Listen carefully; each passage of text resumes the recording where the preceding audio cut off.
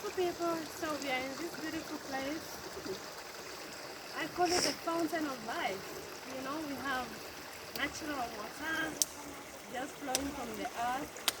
It's actually very clean. It has natural minerals, and it's actually safe to drink.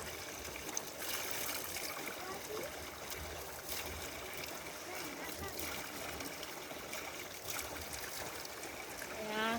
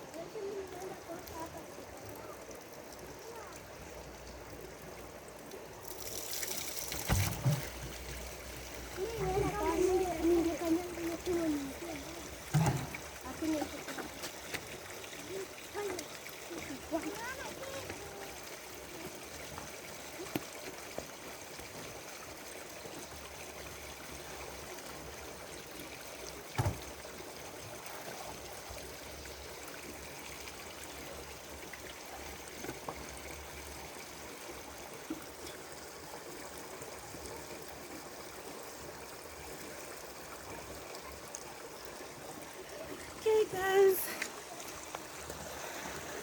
Now you're just gonna take the water home.